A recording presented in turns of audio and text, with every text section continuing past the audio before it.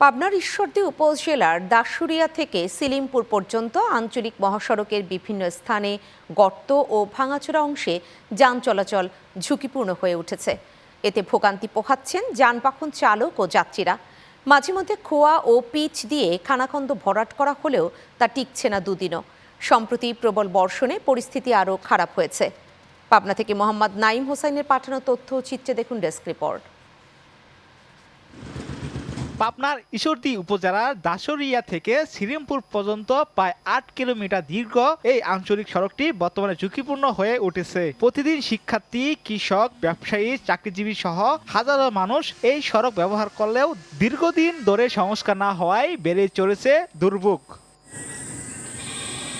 বর্ষা মৌসুমে রাস্তাটির বিভিন্ন অংশে বড় বড় গর্তে কাদা পানি জমে যায়। এই কাদা পানি দিয়েই প্রতিদিন শিক্ষার্থী সহ বৃদ্ধ ও গর্ভবতী নারীদের যাতায়াতের চরম ভোগান্তি পোহাতে হচ্ছে।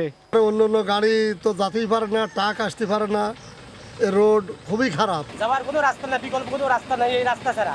কারণ অনেকগুলো গাড়ি লোড হয় কাঁচামালে। রাস্তাঘাটটা পুরাই ভাঙা, মাল নিয়ে যেতে লাগলে ওভার মাল হলে মাল ঢসকে যায়। স্থানীয়দের দাবি প্রায় অর্ধযুগ আগে সড়কটি আংশিক প্রশস্ত করা হলেও আর কোনো টেকসই সংস্কার হয়নি। এই এলাকার অনেক ছেলেমেয়েরা প্রাইভেট কলেজে পড়ে, তাদেরও কোথাও আসা সমস্যা। ইমার্জেন্সি যাবো, 10 মিনিট সময় লাগবে, সেখানে আমার আধা ঘন্টা পার করা লাগে। রাস্তা ভাঙা থাকার কারণে তো কোলা ভাঙিয়ে একটি উল্টি চলে যাচ্ছে, দৈনিকলি যাতে লাগে, সত্যি কথা বেরি।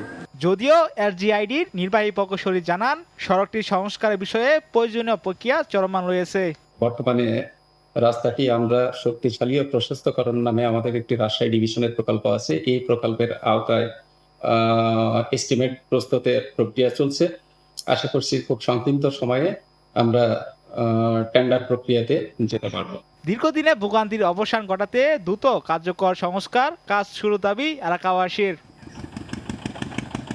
Channel 9 news desk.